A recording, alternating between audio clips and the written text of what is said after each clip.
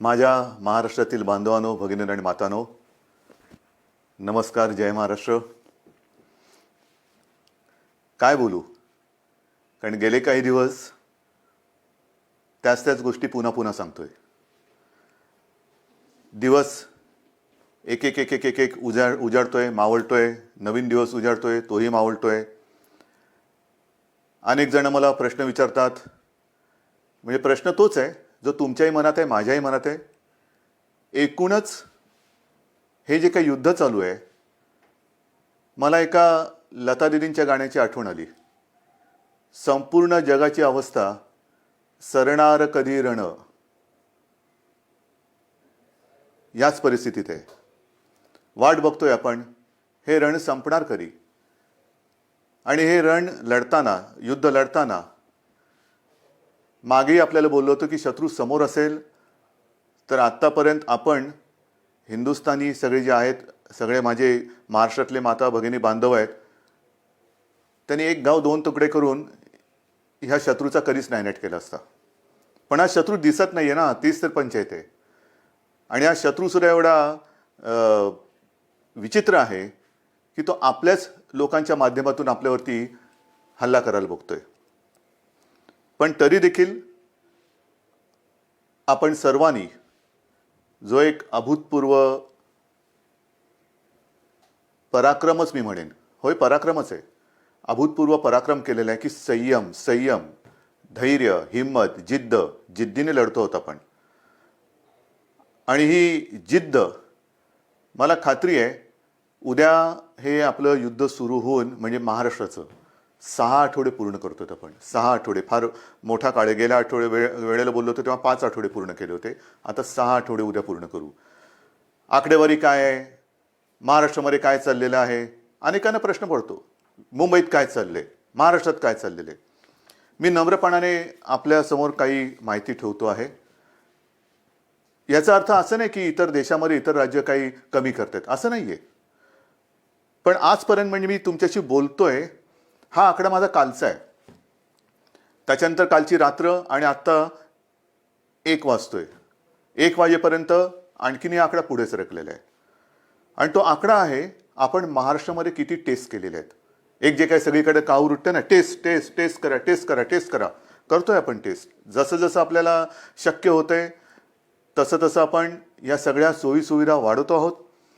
आत्तापर्यंत माझ्याकडे जो आकडा आहे, आत्तापर्यंत म्हणजे हा कालचा, मी पुन्हा एकदा सांगतो, काल संध्याकाळपर्यंतचा साधारणतः 66,796, म्हणजे 66,800 पर्यंत ह्या टेस्ट झालेल्या आहेत. त्याच्यामध्ये किमान 95% ह्या टेस्टमधले जे आपल्या व्यक्ती होत्या त्या निगेटिव्ह आलेल्या आहेत. म्हणजे त्यांना ह्याचा प्रादुर्भाव झालेला नाही. 66-67,000 ह्या टेस्ट झाल्यानंतर मग जे चित्र आपल्यासमोर आहे ते हेच आहे की साधारणतः 3,666-67,000 टेस्ट केल्यानंतर त्याच्यात 3,600 हे पॉझिटिव्ह आलेले आहेत. एकूण आत्तापर्यंत त्यातले 300-350 हे कालपर्यंत सांगतोय, ज्यांना ह्याचा प्रादुर्भाव झाला होता त्यांना बरं करून आपण घरीसुद्धा सोडलेलं आहे. आत्तापर्यंत सुद्धा एक आपण समाधान मानू शकतोय की जेवढे काही पॉझिटिव्ह रुग्ण आपल्याला सापडत आहेत त्यांच्यात किमान 70 ते 75% हे अतिसौम्य किंवा ज्यांना अजिबात लक्षणं नाहीत या वर्गात मोडत आहेत. आपल्याकडे जवळपास आज 52 रुग्ण हे थोडेसे मध्यम गंभीर ते अतिगंभीर या वर्गामध्ये मोडत आहेत. आपलं आता लक्ष आहे हे जे गंभीर आहेत त्यांना वाचवणं. पण होतंय काय की काही ठिकाणी आज सुद्धा मला ठिकठिकाणच्या डॉक्टरांकडनं जे काही त्यांच्याशी चर्चा करतोय तर असं समजतंय की बऱ्याच वेळेला अगदी शेवटच्या टप्प्यामध्ये हे रुग्ण आपल्याकडे येतात. म्हणजे आपण काहीच करू शकत नाही.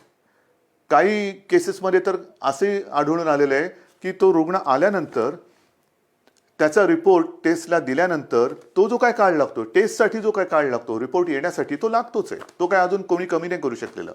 तो रिपोर्ट प्राथमिकता देऊन आपण करून घेतो की हा गंभीर आहे, ह्याचा रिपोर्ट आम्हाला आधी द्या.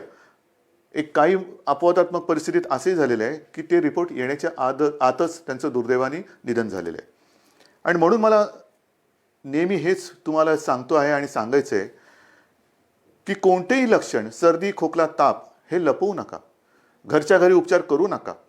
आपण याची विभागणी केलेली आहे, ज्याला आपण फीवर क्लिनिक म्हणतो. सर्दी, खोकला, ताप यांच्यासाठी दवाखाने पण सुरू केलेले आहेत. ज्यांना ज्यांना ही लक्षणं आढळतील, ही अशी काही ज्याला म्हणतो ना की नुसतं संसर्ग म्हणजे हात लावला तरी झाला असं नाही आहे. जर मास्क लावला, थोडं अंतर ठेवलं तर हे प्रादुर्भावाचा टाळता येतो. पण आपल्यापासून आपल्याला हे लक्षणं दिसत असतील तर लोक वालीत टाकतील का? अशा अशा संस्कृतीचा महाराष्ट्र नाही आहे. एकमेकाला मदत करणारी आपली संस्कृती आहे. आणि म्हणून मी पुन्हा आपल्याला विनंती करतोय की जर का कोणाला अशी लक्षणं आढळली, स्वतःमध्ये अशी लक्षणं वाटली, तर न घाबरता, न पळता, घरच्या घरी न राहता तुम्ही ह्या दवाखान्यात या. जेवढं लवकर आपण याल तेवढं लवकर आपल्यावरती इलाज होईल. आणि मी गेल्या वेळेला सांगितलं होतं की करोना झाला म्हणजे संपलं, असं नाही. आज सुद्धा जे मी तुम्हाला आकडा दिलेला आहे, बरं होऊन म्हणजे काही ठिकाणी तर जवळपास गंभीर झालेली रुग्ण सुद्धा बरे होऊन आपण घरी सोडलेत, म्हणजे त्यांना जाऊ दिले, बरं करून घरी जाऊ दिलेलं आहे. तर असंही आहे, अगदी 6 महिन्याच्या बाळापासून 83, 84, 85 वयाच्या आजीपर्यंत रुग्ण हे बरे झालेले आहेत, बरे होत आहेत. पण वेळेमध्ये आले तर, वेळेत आले पाहिजे. एक गोष्ट मला आणखीन सांगावीशी वाटते की काल मी संध्याकाळी मुंबईतील जे आपले खाजगी दवाखाने आहेत, हॉस्पिटल्स आहेत, किंबहुना स्वतः काही प्रॅक्टिस करणारे डॉक्टर्स आहेत, यांच्यापैकी काही डॉक्टरांशी बोललो. आणि मला समाधान आहेत, हे सुद्धा कुठेही लढायला कमी नाही आहेत. त्यांच्याशी मी स्वतः बोललो, आपले टास्क फोर्सचे डॉक्टर बोलले, महापालिका आयुक्त बोलले. या सर्वांनी एक आपल्याला आश्वासन दिलेलं आहे, विश्वास दिलेला आहे की आज उद्यापासून ह्यांच्या सगळ्या ज्या काही प्रॅक्टिस आहेत, विशेषतः नॉन कोविड पेशंटसाठी, नॉन कोविड म्हणजे ज्यांना कोविड नाही आहे, कोरोना झालेला नाही आहे, असे सुद्धा अनेक रुग्ण त्यांच्या जुन्या तक्रारी आहेत. कोणाला किडनीचे आजार आहेत, कोणाला हृदयरोग आहे, कोणाला मधुमेह आहे, इतरही काही व्याधी आहेत, काही जणांना अचानक होत आहेत. तर त्यांच्यावरती उपचार करण्यासाठी हे क्लिनिक, हे दवाखाने आणि हे हॉस्पिटल्स ही कोणत्याही परिस्थितीत चालू पाहिजेत. नाहीतर करोना करोना करोना करताना ह्यांच्याकडे दुर्लक्ष झालं तर हाही वर्ग खूप मोठा आहे. त्याच्यासाठी ते आपल्याला मदत करतात, त्या सगळ्यांना मी धन्यवाद देतोय. आणि मी संपूर्ण महाराष्ट्रातील डॉक्टर्सना आवाहन करतोय, विनंती करतो आहे की मुंबईतले डॉक्टर्स तयार झालेले आहेत, महाराष्ट्रामध्ये सुद्धा तयार होत आहेत. पण आता घाबरू नका. तुम्हाला जे जे काही हवं आहे, जे जे काय सरकार म्हणून करता येणं शक्य आहे, ते सर्व सरकार म्हणून आम्ही करतो आहोत. काही काळजी करू नका. तुम्हाला अगदी PPE किट पाहिजे असतील, जिथे जिथे शक्य आहे, कारण आजही या सगळ्या उपकरणांचा थोडा नाही म्हटलं तरी तुटवडा आहेच. मी उगाच काहीतरी खोटं सांगणार नाही आहे, पण तुटवडा थोडासा आहे. पुरवठा होतो आहे, केंद्राकडनं होतोय, राज्य सरकारसुद्धा जिथून जिथून शक्य होईल तिथून तिथून हा जो काही उपकरणांचा आपल्याला पुरवठा होऊ शकतोय त्यांना संपर्क करून त्यांच्याकडनं सुद्धा घेतोय. म्हणजे हे होत आहे, परिस्थिती सुधारते, नक्कीच सुधारते. धान्याच्या बाबतीत सुद्धा जवळपास 80-90% लोकांपर्यंत राशन आपण पोहोचवलेलं आहे. भगवा रेशन कार्डच्या बाबतीमध्ये राज्याने जो एक मोठा निर्णय घेतला त्याच्याप्रमाणे वाटप आता येत्या काही दिवसात सुरू होते. आपण त्यांना कमी दराने, सवलतीच्या दराने अन्नधान्य देतो आहोत. केंद्राने सुद्धा, मी मागे जे बोललो होतो किमान आधारभूत किमतीने, त्याच्या बाबतीत सुद्धा ते मदत करतायत. आपल्याला अजून काय करता येणं शक्य आहे ह्याच्याबद्दल विचार करून केंद्राशी आपली बोलणी चालू आहेत. केंद्र सुद्धा आपल्याला मदत करते. महत्त्वाचा मुद्दा काय, अनेकांना असं आजही वाटते की केंद्र सरकार मोफत धान्य वाटते, तुम्ही का नाही देत? मोफत धान्य, केंद्र मोफत धान्य देते, मग तुम्ही का नाही देत? मोफत देत आहे, पण ते आत्तापर्यंत तरी फक्त त्यांनी तांदूळ दिलेला आहे. आणि हा तांदूळ सुद्धा अन्न सुरक्षा जी काही आपली एक योजना आहे त्यातल्या लाभार्थ्यांसाठी आहे. जसजसा तांदूळ येतोय तसतसा तोही आपण वाटतोय.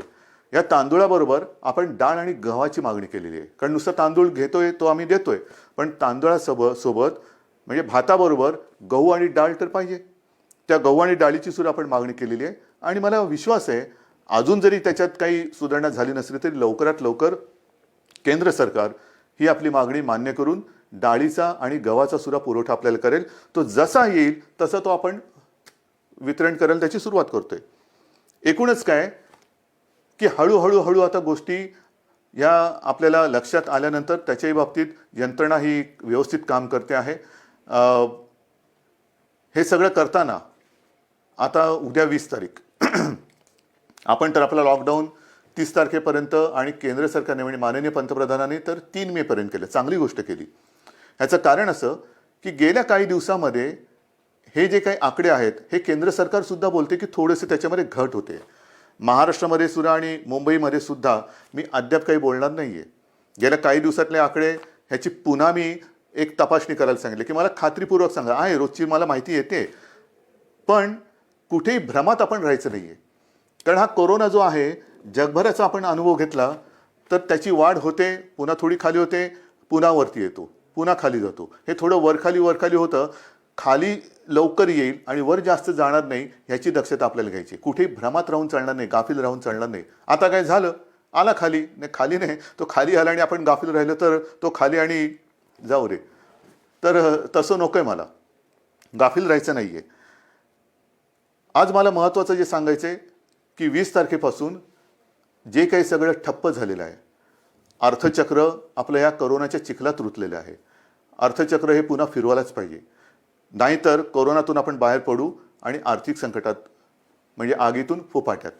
आणि त्याच्यासाठी उद्यापासून परत एकदा गणपती बाप्पा मोरया करून काही ठिकाणी आपण याला मोजक्या आणि माफक स्वरूपात परवानगी देत आहोत. त्याबद्दल सुद्धा मला थोड्याशा गोष्टी स्पष्ट करायच्या आहेत. आता एकूण राज्याचं जर का चित्र आपल्या डोळ्यासमोर आणलं तर काही जिल्हे सुदैवाने हे 0 रुग्णाचे आहेत. 0, तिकडे एक सुद्धा रुग्ण नाही आहे आणि तो होताही कामा नये. काही ठिकाणी जे थोडेसे होते त्याच्यात आता घट येत म्हणजे नवीन रुग्ण नाही आहे आणि त्याच्यात वाढ होत नाही आहे. ते सुद्धा बरे होऊन घरी चाललेले आहेत. मग आपण थोडे झोन केलेले आहेत, red zone, orange zone, green zone. Red zone साहजिकच आहे, जिकडे आज देखील रुग्णांच्या संख्येमध्ये वाढ होते ते रेड झोन आहेत. ऑरेंज झोन जिकडे रुग्ण आहेत पण नवीन वाढ तशी झालेली नाही आहेत. आणि तिसरं ग्रीन झोन म्हणजे तिकडे 0 आहे.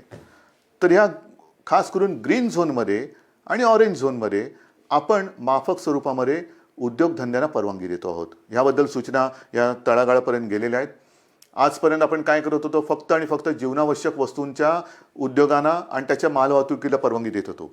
आता जिथे जिथे शक्य आहे त्या उद्योजकांना सुद्धा आपण सांगतो आहोत की जर तुम्ही तुमच्या मजुरांची काळजी, कर्मचाऱ्यांची काळजी तुमच्या त्या आवारात घेत असाल, आम्ही धान्य पुरवठा करू, तुमचं रॉ मटेरियल येईल, सगळं काम तुम्ही करा, मजुरांची ये जा होता कामा नये. कारण हे जे काय माल वाहतूक वेगळी आणि व्हायरस वाहतूक वेगळी.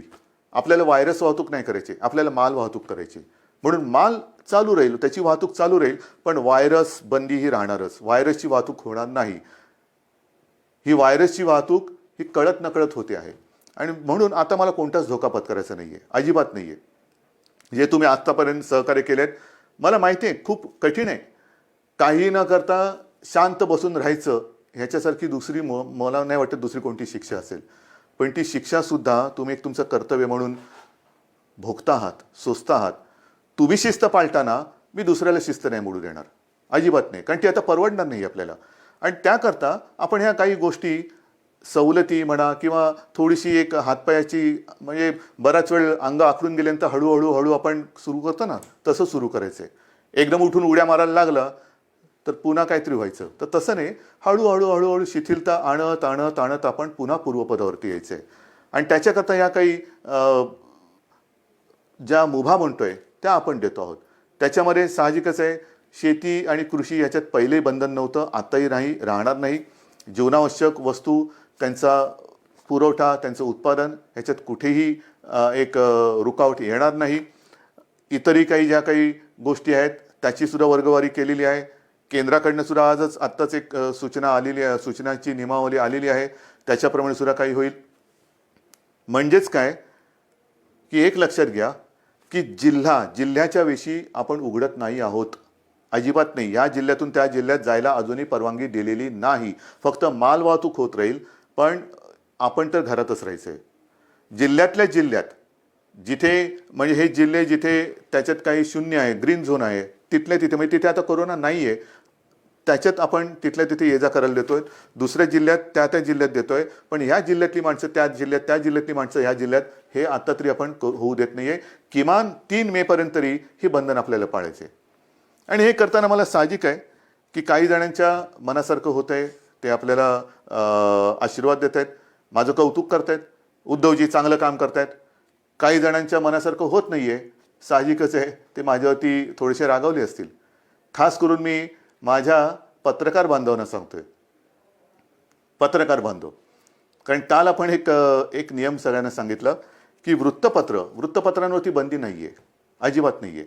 वृत्तपत्र ही जसं आपण पेपर स्टॉल म्हणतो तिथे उपलब्ध करायला काही हरकत नाही आहे, पण खास करून मुंबई पुणे जिथे रेड झोन आहे तिथे मात्र घरोघरी वृत्तपत्र आज तरी टाकू देणं हे मला योग्य वाटत नाही आहे. मला कोणाशी वाद नाही करायचा की याने काय होतं त्याने काय होतं, नाही. कदाचित माझी भीती अनाठही असेल, भीती अयोग्य असेल. मला कोणी वाईट म्हणतील म्हणू देत, मी महाराष्ट्रासाठी वाईटपणा घ्यायला तयार आहे, जरूर तयार आहे. जर माझ्या महाराष्ट्राचं भलं होणार असेल आणि त्याच्यासाठी मी वाईट ठरत असेल तर मी वाईटपणा घ्यायला तयार आहे. अत्यंत नम्रपणाने, जसं तुम्ही माझं कौतुक करता तसंच हा वाईटपणा सुद्धा मी स्वीकारायला तयार आहे. पण कृपा करून आत्ता ह्या आणीबाणी म्हणजे हे आरोग्यविषयक आणीबाणी असताना त्याच्यात मला कोणताही धोका घ्यायचा नाही आहे. अयोग्य योग्य हे उद्या कळेल, पण समजा कुठे काही फटकन काही घडलं तर मला आता मुंबई पुणे आणि इतर कुठे काय असेल तिथे हे कोणत्याही परिस्थितीत संकट संपवायचं आहे. आणि म्हणून मी आपल्याला सगळ्यांना सांगतो की आजपर्यंत जसं तुम्ही मला सहकार्य केलं तसंच सहकार्य हे मला नाही, आपण आपल्याला स्वतःला सहकार्य करतोय. याचं कारण आज तरी या रोगावरती औषध आलेलं नाही, कोणती लस आलेली नाहीत, प्रयोग सुरू आहेत. पण असं ठामपणे कोणी सांगत नाही हे औषध घ्या म्हणजे पी हळद आणि हो गोरी, असं काही नाही आहे. अजूनही असं सापडलेलं नाही आहे. ते सापडेल तेव्हा हे सगळीकडे होईल, मग ही भीती कमी होईल. पण आत्ता तरी याच्यापासून लांब राहणं हे एवढाच हा एकच उपाय आपल्याकडे आहे.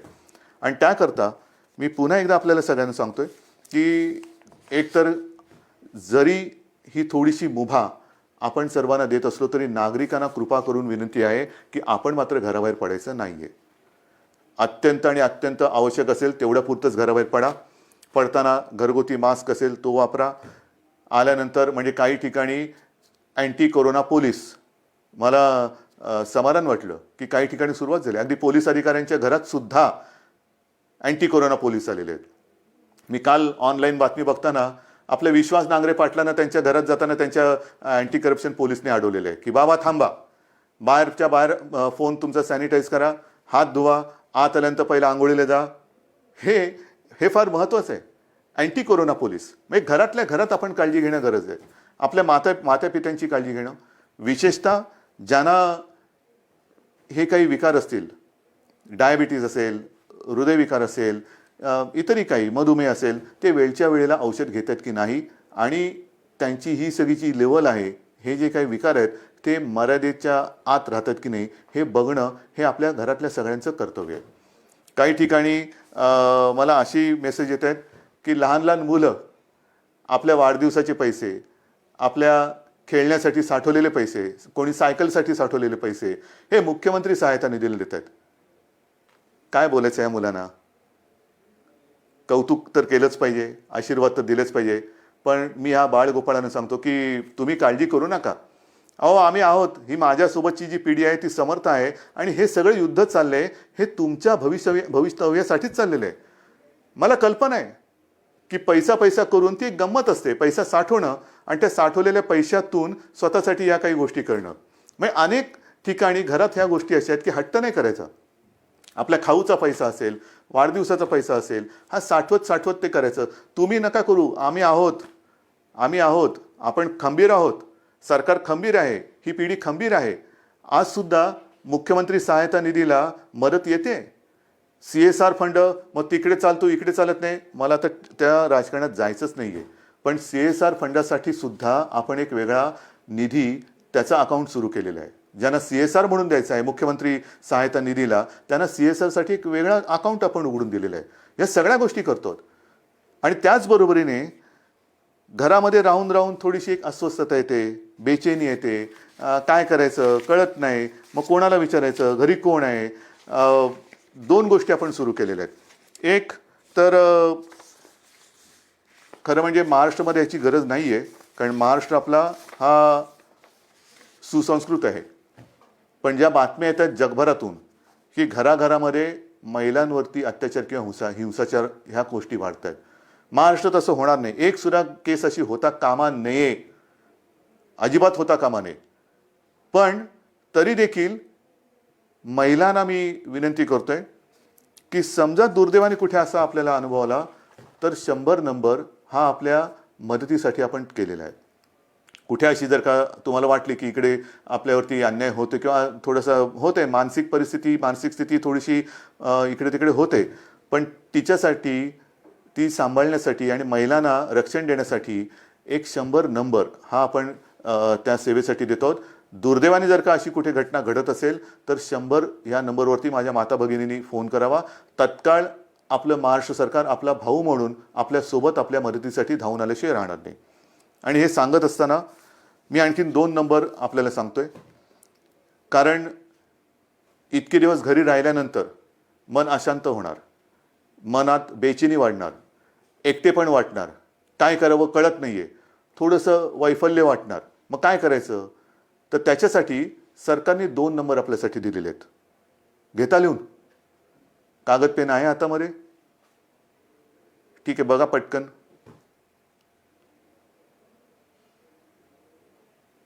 घ्या लिहून. पहिला नंबर आहे तो मुंबई महापालिका आणि बिर्ला. अनेक स्वयंसेवी संस्था आपल्याला विविध रूपाने मदतीला येत आहेत. कोणी अन्नधान्य देत आहे, कोणी पैसे देत आहे, कोणी उपकरणं देते, काही या सेवा देत आहे. त्याच्यामध्ये बिर्ला आणि मुंबई महापालिका ह्या दोघांनी मिळून एक सेवा सुरू केलेली आहे. नंबर नीट लिहून घ्या. 1800 लिहिलात? 1800 120 820050. पुन्हा एकदा सांगतो. 1800 120 820050. हे मुंबई महापालिका आणि बिर्ला यांच्या सौजन्याने आहे. दुसरा नंबर जो आहे त्याच्यामध्ये आपला आदिवासी विभाग आहे. त्या आदिवासी विभागाने एक जबाबदारी घेतली, त्यांना सुद्धा धन्यवाद देतो. त्यांच्यासोबत प्रोजेक्ट मुंबई ही एक संस्था आहे आणि दुसरी प्रफुल्ला. ह्या तीन जण मिळून त्यांनी सुद्धा ही एक सेवा सुरू केलेली आहे. तोही नंबर देतो. तो नंबर घ्या. 1800 बरोबर आहे. 1800 102 4040. सांगू परत? घ्या. 1800 102 4040. तर असं हे आपण जे काय करता येणं शक्य असेल ते करतोय. पण तूर्त 3 मे पर्यंत बाकी सगळ्या गोष्टी ह्या लॉकडाऊनमधल्या तशाच बंद राहतील. कोणत्याही स्वरूपाचे धार्मिक, राजकीय, सांस्कृतिक कार्यक्रम हे महाराष्ट्रामध्ये होणार नाही. कोणत्याही प्रकारची रेल्वे वाहतूक, विमानाची वाहतूक ही महाराष्ट्रात, मुंबईत होणार नाही. वृत्तपत्र माझ्या बांधवांना त्यांना सांगतोय की काल मी काही जबाबदार संपादकांशी आणि व्यक्तींशी बोललो. त्यांच्याशी त्यांना नीट समजून सांगितल्यानंतर त्यांनाही हे लक्षात आलेलं आहे. येत्या 2-3 दिवसात मुंबई पुन्हा वगळून इतरत्र महाराष्ट्रामध्ये आपण काय करू शकतो त्याच्याबद्दल आपण निर्णय घेतो आहोत. काळजी करू नका. सगळ्यांनाच कामं करण्याची इच्छा आहे. कोणालाच असं वाटत नाही आहे की हे बंधन आपल्याला फार हितकारक आहे. अजिबात नाही आहे. शेवटी बंधन टाकणं ही आनंदाची नाही तर अत्यंत क्लेशकारक गोष्ट असते. तुम्हाला मी उलटं मुख्यमंत्री म्हणून आणि सरकार म्हणून आमचं काम असं आहे की जास्तीत जास्त स्वातंत्र्य, एक मोकळेपण हे आपल्या जनतेला द्यावं, आनंद त्यांना द्यावा. पण ही परिस्थिती अशी आहे की सगळ्यांना बंधन आणण्याची एक विचित्र परिस्थिती या सरकारवरती आणि संपूर्ण जगावरती आलेली आहे. मला खात्री आहे की ह्या सगळ्या गोष्टी आपण समजून घेत आहात. समजून घेतल्या नसत्या तर तुम्ही सहकार्यच केलं नसतं. विशेषतः जे इतर राज्यातले मजूरसुद्धा आहेत त्यांनी सुद्धा आता सहकार्य करण्याचं एकूण मला दिसतंय की ठरवल्यासारखं आहे, कारण ते सुद्धा शांत झालेले आहेत. त्यांच्यासाठी मी पुनः बोलतो कि केंद्र सरकार के साथ हमारी बात चल रही है. आने वाले कुछ ही दिनों में मुझे पक्का भरोसा है, विश्वास है कि कुछ ना कुछ तो रास्ता निकल कर आएगा. और आप चिंता मत करो, महाराष्ट्र में आहिस्ते आहिस्ते हम काम शुरू करने जा रहे हैं. अगर संभव है तो आप आइए, काम पर लौट आइए, आपकी रोजी रोटी चालू रहेगी. और जिस दिन ये माहौल है ये खत्म हो जाएगा, मैं आपको वचन देता हूं कि आपके घर तक महाराष्ट्र सरकार आपको पहुंचाएगी. लेकिन हम चाहते हैं कि आप जब भी घर जाएंगे पूरा परिवार आपका वहां होगा, आप यहां हैं. ये अच्छी बात नहीं है, मैं भी मानता हूं, समझता हूं, लेकिन जब भी आप घर लौटेंगे एक खुशी खुशी जाओ, डर कर नहीं जाना. वो भी डरे हुए हैं, आप भी डरे हुए हैं. आप उनको बता दीजिए हमारे महाराष्ट्र में हम हैं, महाराष्ट्र की सरकार हमारा अच्छा ख्याल रख रही है. आप हमारी चिंता ना करें, आपकी भी चिंता, वहां की सरकार आपका ख्याल रख रही है, तो आप भी चिंता ना करें, लेकिन सब संभल कर रहिए. ये दिन कुछ ही दिनों का सवाल है, ये भी दिन निकल जाएंगे और फिर से मुझे पक्का भरोसा है खुशी की दिन लौट आएंगे. और इन शब्दों के साथ सबको मैं आभार व्यक्त करता हूं, धन्यवाद देता हूं. सगळ्यांना जय हिंद, जय महाराष्ट्र. लढायचंच आणि जिंकायचंच.